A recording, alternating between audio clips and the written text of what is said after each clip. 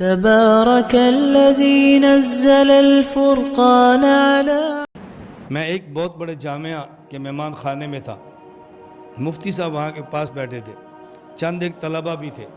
ایک شخص نے آ کر پوچھا غیر مقلدین کے پیچھے نماز ہو جاتی ہے؟ میں نے کہا مفتی صاحب نہیں پوچھنا، مجھ سے پوچھو۔ مفتی صاحب میرے دوست تھے، اس لیے میں نے ایسی بات کی، بے تکلف دوست تھے، یعنی وہ اس پہ خوش ہوتے تھے کہ میری بجائے یہ بات کرے۔ میں نے کہا ان سے پوچھو گے نا، انہوں نے کہنا ہے قرآن و حدیث کی روشنی میں ہو جاتی ہے۔ مجھ سے پوچھو گے نا، میں نے کہنا حالات حاضرہ کی روشنی میں نہیں ہوتی۔ اب آپ کو بھی اصل تو قرآن حدیث ہے، حالات حاضرہ کیا ہوتے ہیں؟ انہوں نے کہنا حدیث میں آتا ہے صلو خلف کل امام برا کان و فاجرا، یہ کافر تو نہیں ہے نا، فاجر ہی ہے، ہو جاتی ہے۔ میں نے کہا ہم نے کہنا نہیں ہوتی۔ کیوں؟ آپ نے کہنا نا ہو جاتی ہے، ہم تو گنجائش نکال لیتے ہیں، ان کے امام گنجائش نہیں نکالتے۔ جب یہ وہاں جائے گا اور رفع الیدین کے بغیر پڑھے گا، 2-4 دن امام برداشت کرتا ہے، اس سے زیادہ نہیں کر سکتا، ایک لمٹ ہوتی ہے نا، اس سے زیادہ ان سے برداشت نہیں ہوتا۔ اس نے کہنا ادھر آؤ، نماز میں رفع الیدین کیوں نہیں کرتے؟ جی میں نے بیشتی پر پڑھا ہے، تعلیم الاسلام پڑھی ہے، چلا لگایا ہے، بزرگوں سے سنا ہے، لاؤ بھی بخاری شریف، یہ دیکھو 5 حدیثیں حضور پر رفع الیدین فرمایا، جاؤ کو پوچھو حدیث ان سے۔ اس نے میں نے اسی مفتی صاحب کے پاس آنا ہے، مفتی صاحب رفع الیدین کے بغیر نماز ہو جاتی ہے؟ رفع الیدین کرنا چاہیے کہ نہیں کرنا چاہیے؟ بخاری میں تو 5 حدیثیں ہیں، تو لگتا ہے کسی مناظر کے ہتھے چڑھ گئے۔ بھائی مناظرے نہیں کرتے، بحثیں نہیں کرتے، کوئی ضرورت نہیں، ہو جائے گا۔ ہاں بھی حدیث ملی، میں نے پوچھا تھا مفتی صاحب یہ کہتے تھے جھوٹ بولتے ہیں، ان کے پاس حدیث ہے ہی نہیں، جاؤ بخاری کھول کے دیکھو۔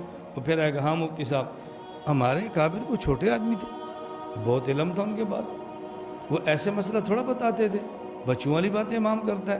پھر جائے گا ہاں ملی حدیث، نہیں جی بھائی میں تمہیں کہہ رہا ہوں نہیں ہے ان کے پاس، نہیں ہے بخاری میں روایت، غلط بات کہتے ہیں۔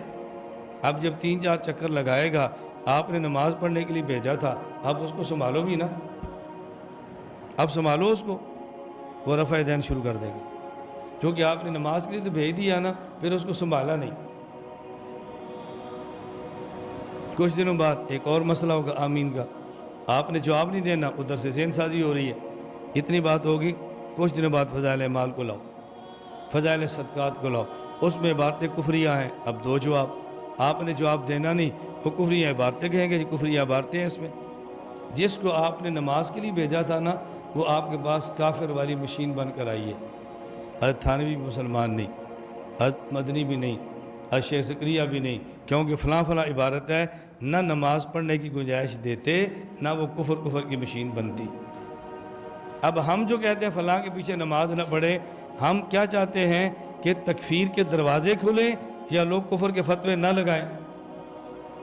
تو ہم تو روک رہے تھے کہ کفر کے فتوے نہ لگائیں، آپ نے گنجائش دی کہ کفر کے فتوے کی مشین بنا دی ہے۔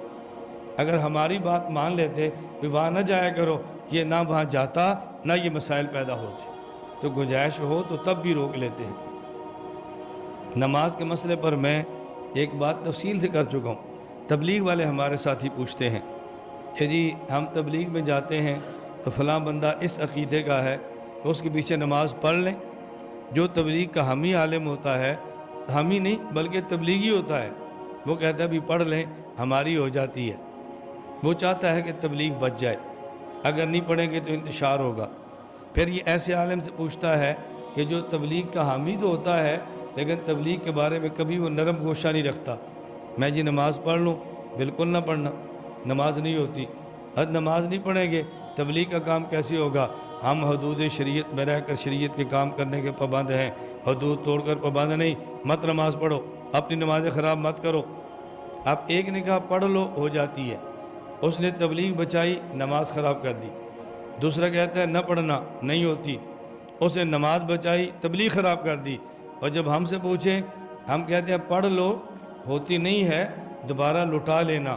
وہاں نماز نہ پڑھنے سے تبلیغ کا ماحول خراب ہوتا ہے، لیکن نماز پڑھ کے لٹا لینے سے تبلیغ کا ماحول خراب نہیں ہوتا۔ ہم کہتے ہیں پڑھ لو تاکہ تبلیغ کا ماحول خراب نہ ہو، لیکن نماز لٹا لینا تاکہ آپ کی نماز خراب نہ ہو۔ ایک نے تبلیغ بچائی، نماز خراب کی، ایک نے نماز بچائی، تبلیغ خراب کی، ہم آپ کی تبلیغ بھی بچاتے ہیں اور آپ کی نماز بھی بچاتے ہیں۔ کتنا اعتدال کا راستہ ہم اختیار کرتے ہیں، اور پھر بھی کہتے ہیں یہ لوگ سخت ہیں۔